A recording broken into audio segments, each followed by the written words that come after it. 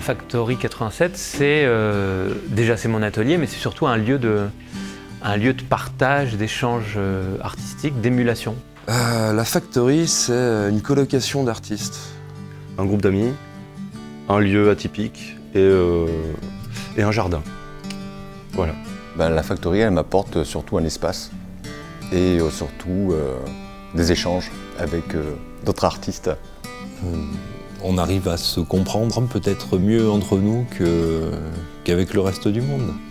Il y a des énergies très personnelles dans chaque atelier où finalement on travaille tous les uns à côté des autres, on se croise quand on en a besoin mais on a vraiment nos temps à nous. Il y a vraiment une dynamique qui est là quand on met en place des projets. Alors déjà c'est un bel espace de travail, c'est la rencontre avec d'autres artistes, l'échange et le mix des idées ou faire émerger de nouvelles idées et des petites bêtises aussi.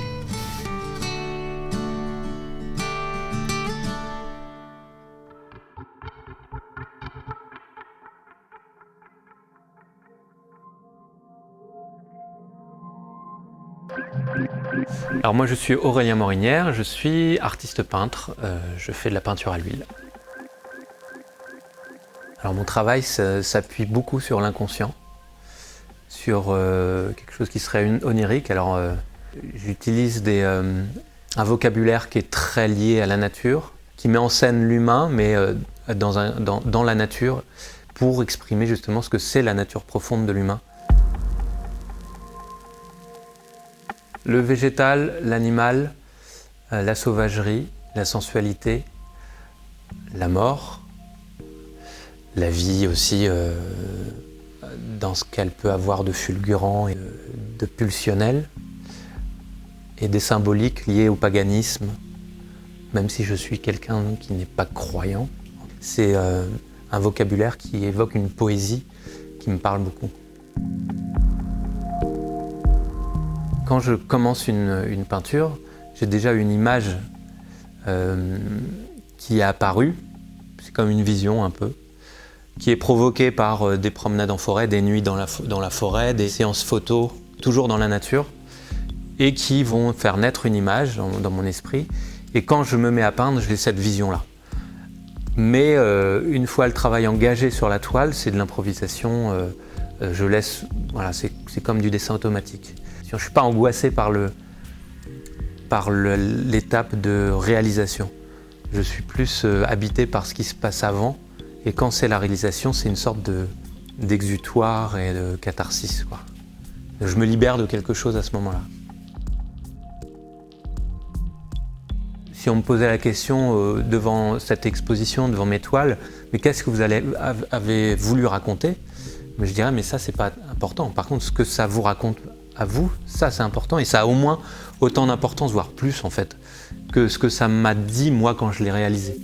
Mais maintenant, moi j'ai plus rien à dire sur ce qui est déjà sorti, c'est aux gens qui regardent de raconter une histoire, par ce vecteur-là.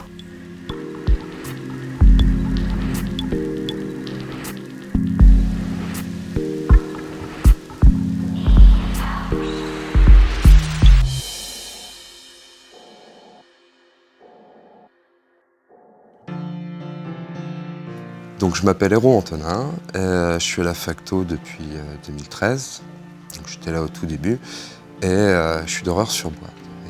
Donc j'ai une technique d'artisan d'art. Je suis parti du principe que j'allais faire de la création autour de cette technique-là, c'est-à-dire créer des choses nouvelles, parce que c'est un métier qui est bloqué dans la restauration du patrimoine, dans ces choses-là, alors que c'est une technique qui permet beaucoup de choses. Alors mes dessins, c'est souvent des tracés géométriques, souvent de base, des formes géométriques de base, où je viens perdre un peu ces lignes, justement, je cherche une ornementation, des rayonnements, des formes concentriques. Et du coup, ça brouille le côté, la géométrie, le tracé géométrique bien repéré. On le perd un petit peu, même s'il reste là. Du coup, on peut voir plusieurs formes. J'aime bien, je trouve ça un côté un peu psychédélique. Que c'est beau, ce serait déjà bien. Qu'ils aient que j'arrive à faire des choses belles qui leur parlent. ou qui leur plaît pas du tout, même si ça les dérange complètement, c'est bien, c'est que ça a marché aussi. Le but, c'est d'apporter de l'émotion, je pense, quelle qu'elle soit.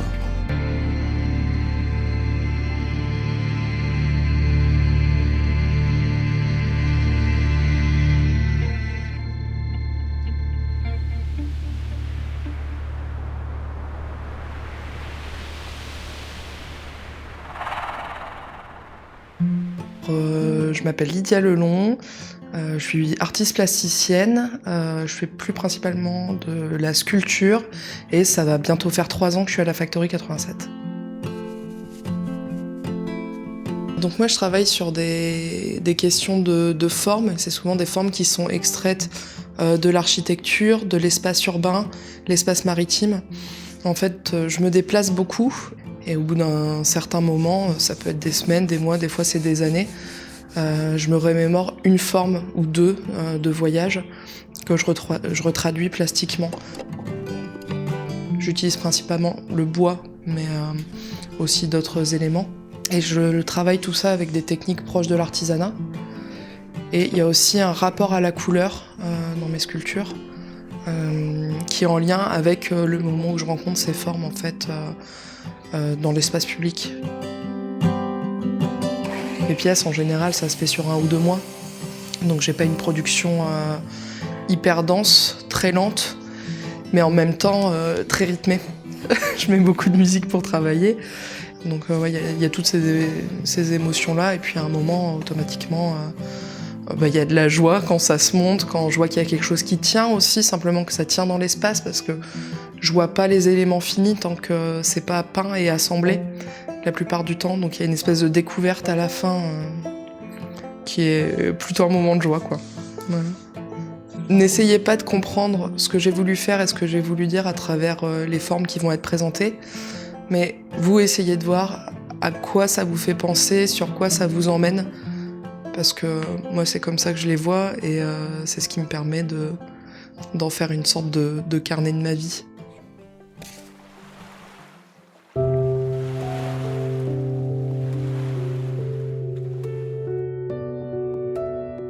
Je m'appelle Frédéric Riardon, je suis artiste plasticien et j'utilise surtout la peinture.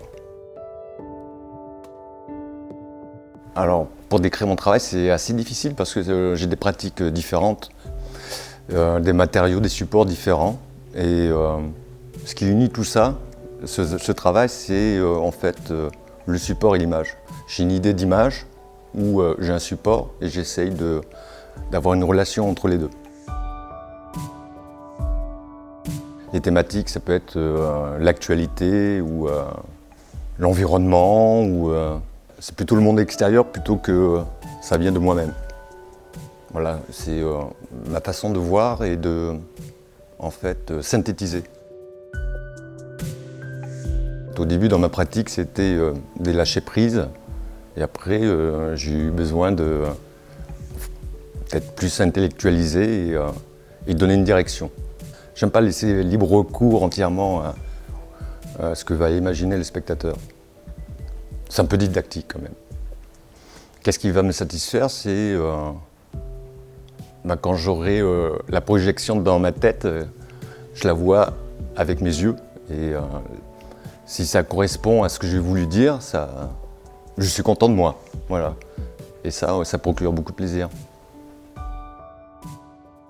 Bien sûr, il faut montrer son travail, qui est un échange. Mais c'est pas tout à fait ce qui m'intéresse le plus. C'est pas une finalité en fait, c'est comme un passage. Et le fait de laisser une trace, que quelqu'un le regarde, ça me permet aussi d'avancer, de passer à autre chose.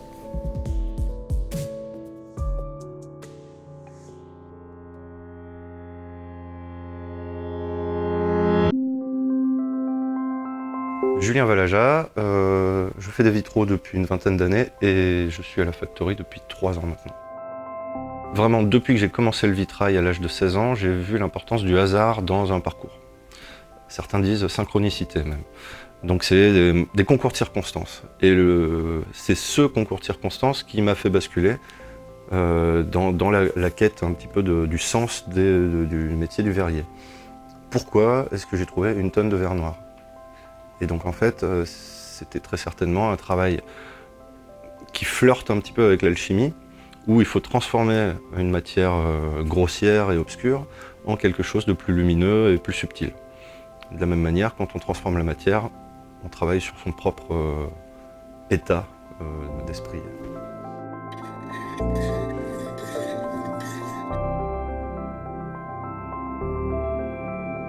Le vitrail, ce serait l'arrière-grand-père du téléphone portable, en fait. C'est quelque chose de lumineux, qui donne une information. Vraiment, j'ai l'impression que c'est le premier outil de communication et de propagande. Mais voilà, vraiment, pour moi, c'est important de dire le vitrail, c'est l'ancêtre de cette technologie de l'image qu'on est en train de traverser. J'ai beaucoup moins envie de transmettre qu'avant, mais je dirais, qu'est-ce que je voudrais transmettre qu'il faut se méfier des images. Je fais des vitraux pour dire qu'il faut se méfier des images.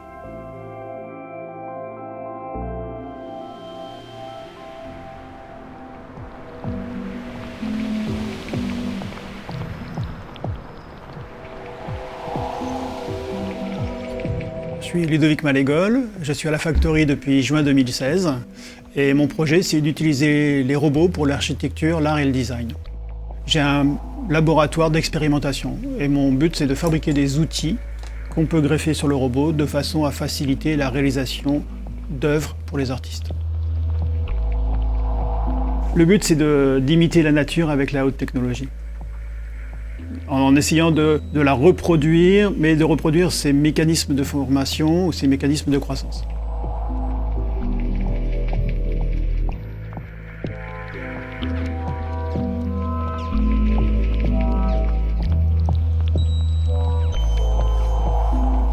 Moi, je suis plus dans le processus de création que dans la création des objets. Donc il faut plus voir les objets comme étant issus d'une réflexion et d'un processus de recherche.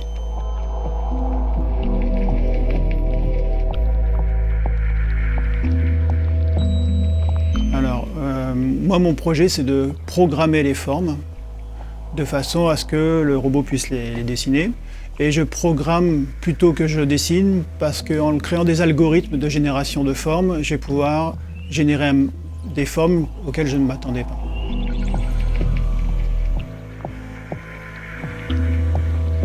Et donc du coup, je laisse une part à l'improvisation et à l'erreur, parce que des fois, je fais des programmes qui ne marchent pas très bien, mais qui font des très belles choses.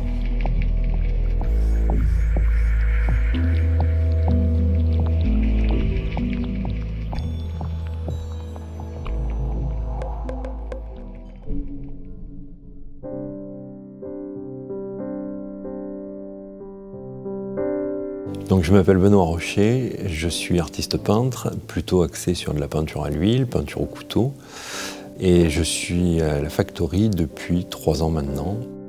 Alors ma peinture, on parle de ma peinture à l'huile, c'est beaucoup de petits traits les uns à côté des autres qui vont avoir un relief. Et en fait ces petits traits viennent au départ d'un trait de dessin qui est petit à petit effacé et qui tend vers une abstraction. C'est-à-dire qu'il n'y a plus que des lignes et des couleurs en fait, qui prennent le pas sur une représentation figurative classique, comme une mousse qui se déposerait sur un caillou avec le temps.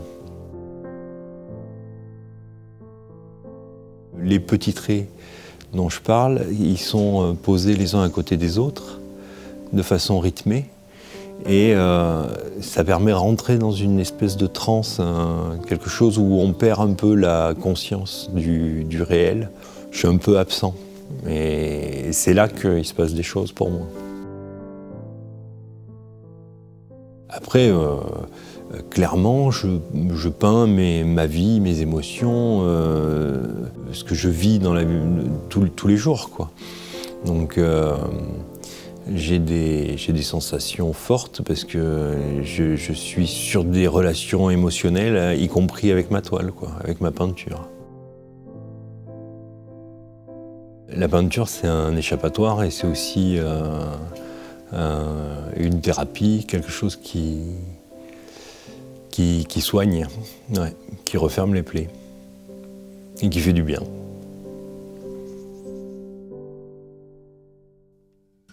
La Factory, c'est un lieu d'accueil, un lieu d'échange et le fait de réunir des synergies afin de concevoir des productions ou des expositions ensemble. De toute façon, l'énergie, c'est la Factory. On a tous, en tant qu'artistes plasticiens, des problèmes d'espace pour travailler généralement, et du coup, le fait d'avoir un lieu qui soit dédié, ça a permis de se fédérer, et que ce soit pour avoir un usage personnel ou avoir des outils en commun, entre guillemets, l'union fait la force. Un endroit comme ça, si on le façonne pas, ça n'existe pas en fait, des lieux, des ateliers d'artistes. C'est pas quelque chose de très courant, on ne rentre pas dans un atelier d'artiste, on le crée quelque part, quoi.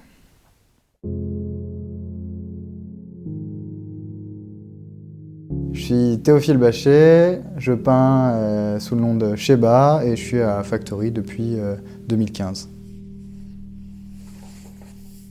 Bon, il y a un peu deux facettes, je peins sous tantôt un style, tantôt l'autre. On va dire que le premier style, ça va être un style très graphique, donc il va se composer de formes géométriques qui vont s'entremêler, et une autre facette un peu plus trash, un peu plus spontanée, où je pense qu'il y a quasiment des humains dans toutes mes peintures. Et le visage notamment, qui est, je sais pas, c'est une sorte de sujet d'étude qui est infini, qui se renouvelle tout le temps, et je m'ennuie pas du tout avec ce sujet.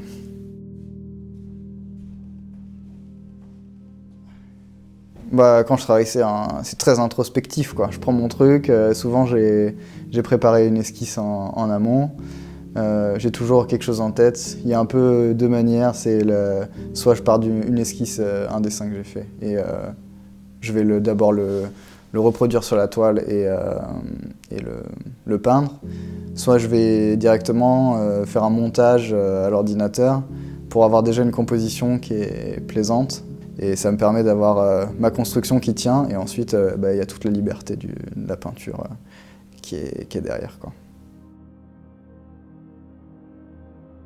C'est un moment très agréable, la peinture, c'est calme, ça fait pas de bruit, c'est un moment de réflexion sur soi-même, et en même temps un moment où on s'extrait un peu de son corps, on donne un bout de soi qu'on met à plat comme ça. C'est le processus de création qui me plaît et qui pour moi fait sens dans notre courte existence, quoi. Peut-être on laisse une trace après nous de ce qu'on a fait, et c'est tangible, c'est un objet physique dans un monde très numérique.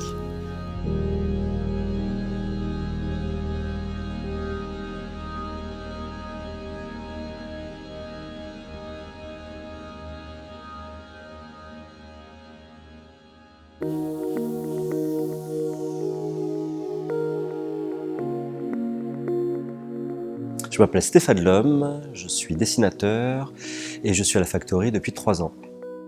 Le dessin, pour moi, c'est toujours un travail de réappropriation de l'image. Une image préexistante qui côtoie une autre, et je crée la 3e image. Cette figure, elle est issue d'une photographie qui m'accompagne depuis une dizaine d'années, découpée dans le journal Le Monde, où on voit un migrant à genoux, et on voit à l'arrière-plan de cette photographie 3 touristes occidentaux détourner le regard. Donc c'est cette position du regard qui m'intéresse à soulever dans ce travail-là.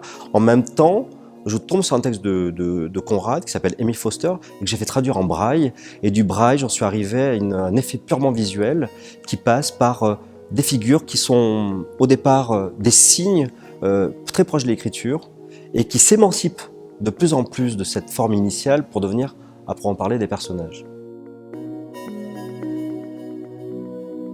Comme dirait Klee, le dessin, c'est une ligne qui part en voyage. Et en fait, moi, j'adore me approprier cette formule-là, qui est loin d'être qu'une simple formule, mais qui définit vraiment ma démarche. C'est-à-dire que quand vous avez des cartes de géographie, on les explore, mais on explore aussi ce que l'on est, le rapport qu'on a au monde, et comment on peut le prolonger, ce rapport-là. Il faut savoir digérer ce flux d'images continu, et peut-être les artistes sont là pour créer une image, un plan, un cadre, afin que l'on fasse une proposition, un regardeur potentiel de prendre son temps.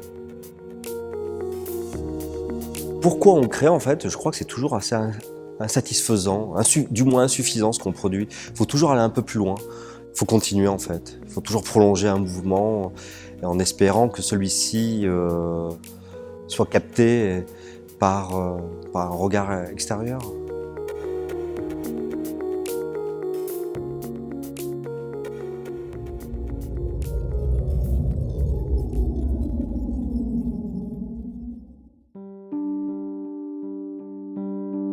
Marie-Josée Felgine. Je fais des papiers marbrés au départ que je transforme en paysage volé. Et je suis à Factory depuis 2 ans. Bienvenue dans ma cathédrale.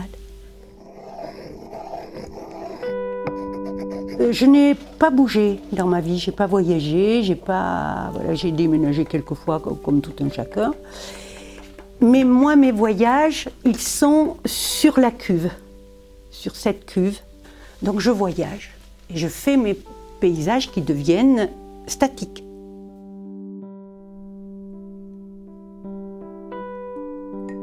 C'est le souffle. Je travaille beaucoup avec le souffle.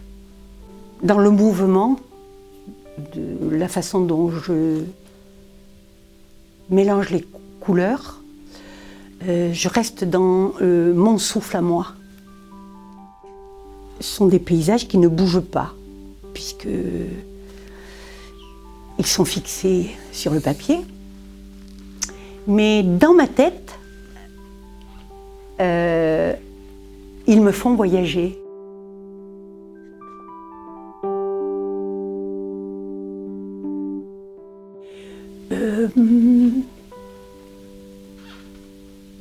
Mon travail, c'est du beau papier,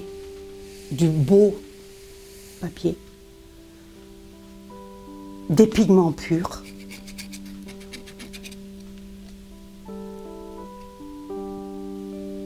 de l'eau. C'est rien. C'est rien.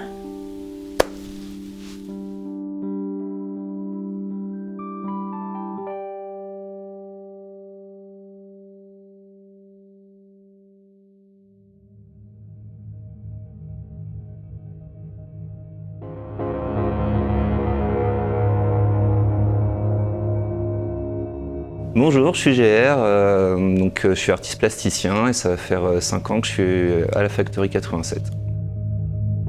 En fait, moi je suis arrivé à la création par le biais de la culture populaire, c'est le cinéma, c'est la BD, c'est la littérature, c'est l'illustration. Et les univers qui m'ont le plus parlé, c'est des univers qui justement abordaient le fantastique, la science-fiction comme un autre plan du réel ou une extrapolation du réel.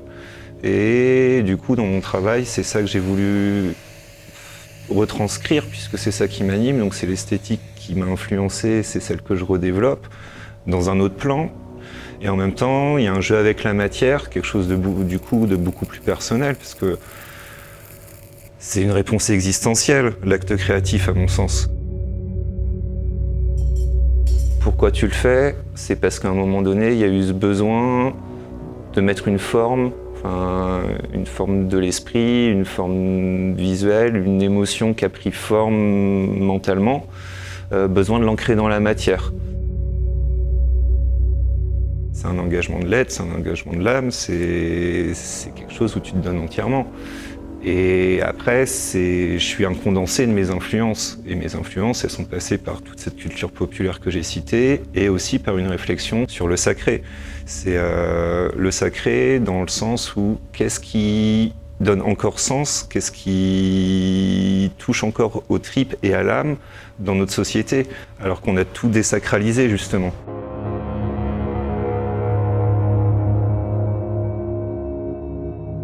Nourrissez-vous de culture en général. Ça fait du bien à l'esprit et à l'âme.